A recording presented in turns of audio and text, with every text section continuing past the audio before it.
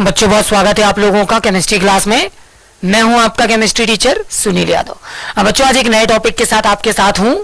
आज मैंने जो टॉपिक लिया है ये फिजिकल रसायन का है। बच्चों कुछ महत्वपूर्ण प्रश्न हैं जो काफी बार एग्जाम में पूछे जाते हैं और एग्जाम में आते हैं। बच्चों रसायन की मूलभूत अवधारणा है ना, तो आपका ये पहला अध्याय है, उससे मैंने कुछ महत्वपूर्ण प्रश्न आपके सामने ले रखे हुए हैं और प्रश्न है आपके सामने प्रश्न रखने जा रहा हूं। सबसे पहला प्रश्न जो मैं आपके लिए रखूंगा वो है द्रव के संरक्षण का नियम। मैं आपको बताना चाहूंगा बच्चों के द्रव के संरक्षण का नियम क्या है। दूसरा प्रश्न मैंने आपके लिए लिया है गुणित अनुपात का नियम। मैं आपको समझाऊंगा बच्चों की गुणित अनुपात का नियम क्या होता है। और तीसरा प्रश्न मैं आपके सामने ले रहा हूं सीमांत अभिकर्मक। बच्चों मैं ये भी आपको बताऊंगा कि सीमांत अभिकर्मक क्या होता है। ठीक है, तो बच्चों चलिए पहला प्रश्न मैं आपके साथ ले लेता हूं। जो सबसे पहला प्रश्न है वो है द्रव के संरक्षण का नियम। बच्चों द्रव के संरक्षण के नियम में समझिए कि द्रव का जो संरक्षण का जो नियम है वो क्या कहता है। बच्चों पदार्थ को ना तो उत्पन्न किया जा सकता है, ठीक है, पदार्थ को ना तो उत्पन्न किया जा सकता है और ना ही नष्ट किया जा सकता है। ठीक है, पदार्थ को एक रूप से दूसरे रूप में परिवर्तित किया जा सकता है अर्थात बदला जा सकता है। बच्चों बहुत अच्छी तरह से समझिए कि किसी भी रासायनिक अभिक्रिया में हम पदार्थ को ना तो उत्पन्न कर सकते हैं ना ही हम पदार्थ को नष्ट कर सकते हैं। हम केवल इन दो पदार्थों को आपस में अभिकृत करके उनको आपस में क्रिया करा के उनके एक रूप को दूसरे रूप में क्या कर सकते हैं, बदल सकते हैं। बच्चों ये जो डेफिनेशन हमारे सामने आई, ये जो उत्तर मैंने आपके सामने रखा या जो शब्दावली मैंने आपके सामने रखी, बच्चों अब इसको एक उदाहरण के द्वारा मैं आपको समझाने का प्रयास करता हूं। तो बच्चों देखिए मैंने उदाहरण के तौर पर सोडियम क्लोराइड का एक उदाहरण लिया है और मैंने सोडियम क्लोराइड को जल के साथ अभिकृत करने की कोशिश की। बच्चों सोडियम क्लोराइड जब जल के साथ अभिकृत होगा तो यह सोडियम हाइड्रोक्साइड और हाइड्रोक्लोरिक अम्ल में क्या हो जाएगा, बदल जाएगा। तो बच्चों यहां पर सबसे पहली चीज कि हमने दो पदार्थों को एक अभिकारक के रूप में इस्तेमाल किया। हमने सोडियम क्लोराइड को जल के साथ एज अ अभिकारक इस्तेमाल किया और इनकी आपसी क्रिया से हमने जो पदार्थ प्राप्त किए वो पदार्थ हैं सोडियम हाइड्रोक्साइड और हाइड्रोक्लोरिक अम्ल।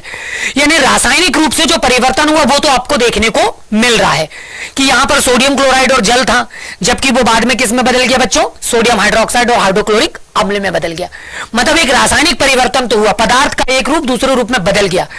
क्या हम ये देख लें कि यहां पर पदार्थ की मात्रा में कोई परिवर्तन नहीं हुआ? तो उसको देखने के लिए समझिए बच्चों, सोडियम क्लोराइड में सोडियम का भार 23, क्लोरीन का 35।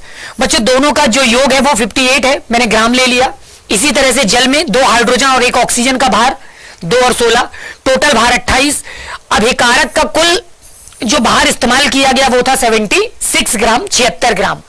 बच्चों 76 ग्राम अभिकारकों को आपस में क्रिया के समय पर इस्तेमाल किया गया, जबकि जब उत्पादक बने तो अगेन देखा गया सोडियम का 23, ऑक्सीजन का 16 और हाइड्रोजन का 1, 40 ग्राम सोडियम हाइड्रोक्साइड बना। इसी तरह से हाइड्रोजन का 1, क्लोरीन का 35, टोटल 36 ग्राम हाइड्रोक्लोरिक अम्ल बना। उत्पादक कितना बना? उत्पादक भी अभी भी कितना बना बच्चों, 36 ग्राम। इसका मतलब यह हुआ कि रासायनिक अभिक्रिया से पहले और रासायनिक अभिक्रिया के बाद अभिकारकों की और उत्पादकों की मात्राएं आपस में कैसी हैं बच्चों, बराबर हैं। इसका मतलब यह भी हुआ कि हमने जो स्टेटमेंट लिया था कि पदार्थ को ना तो उत्पन्न किया जा सकता तो ना तो नष्ट, बल्कि इसको एक रूप से दूसरे रूप में क्या कर सकते हो, आप बदल सकते हो। यही द्रव के संरक्षण का नियम है।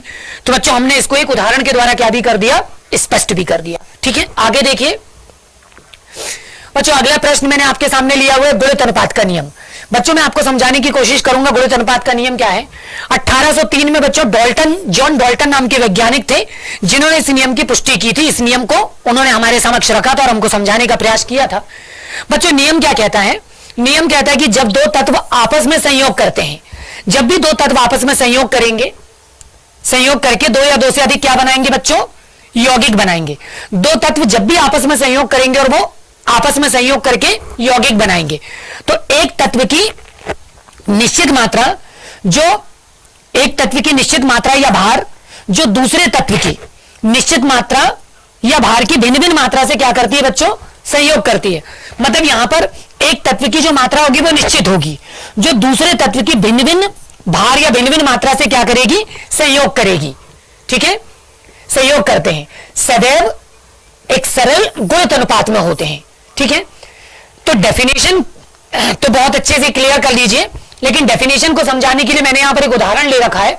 बच्चों उदाहरण पर आप ध्यान दीजिए। मैंने यहां पर नाइट्रोजन के कुछ ऑक्साइड लिए हुए हैं। सबसे पहला मैंने लिया हुआ N2O, बच्चों दूसरा मैंने लिया हुआ NO, तीसरा मैंने लिया हुआ N2O3, नेक्स्ट मैंने लिया बच्चों N2O4 और उसके बाद मैंने लिया हुआ N2O5। तो ये नाइट्रोजन के कुछ 5 ऑक्साइड हैं। बच्चों यहां पर नाइट्रोजन और ऑक्सीजन के बीच में भार की दृष्टि से मैं आपको अनुपात बताऊंगा।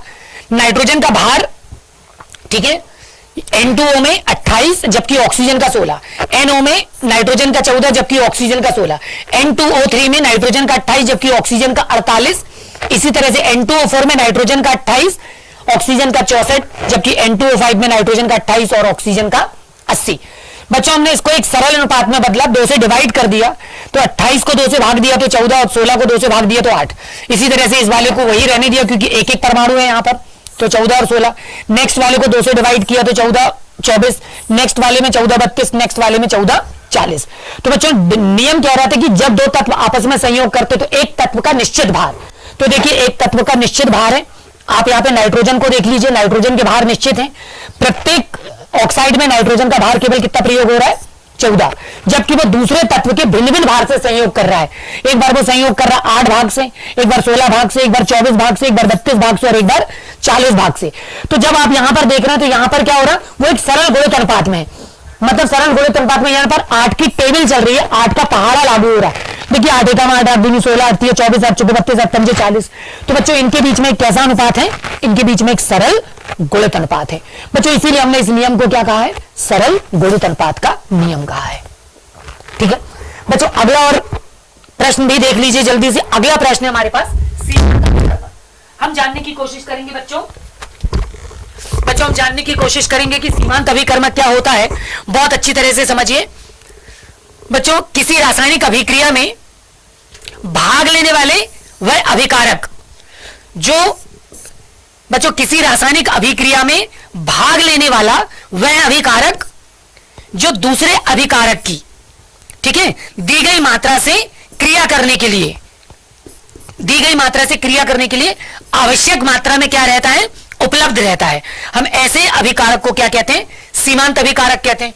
इसको समझने के लिए एक उदाहरण मैं आपके सामने रख देता हूं। उदाहरण ध्यान से देखिए बच्चों, अगर मैं आपसे कहना चाहता हूं कि अगर मैं सोडियम क्लोराइड को लेता हूं, अगर मैं इसको जल के साथ अभिकृत करता हूं तो मुझे मालूम है सोडियम क्लोराइड और जल अभिकृत होकर ये सोडियम हाइड्रोक्साइड और क्या बना लेंगे बच्चों, ये हाइड्रोक्लोरिक अम्ल बना लेंगे।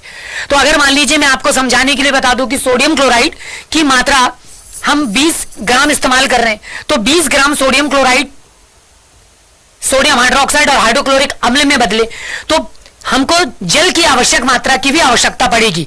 तो मान लीजिए जल भी कितना है आवश्यक मात्रा में, 20 ग्राम है। तो ये दोनों की मात्राएं, यानी अगर ये एक अभिकारक है और ये एक दूसरा अभिकारक है, तो एक अभिकारक की मात्रा जो दूसरे अभिकारक की एक निश्चित मात्रा से संयोग करने के लिए उपलब्ध होती है, ये क्या कहलाएगी, उस समय पर सीमांत अभिकर्मक कहलाएगी।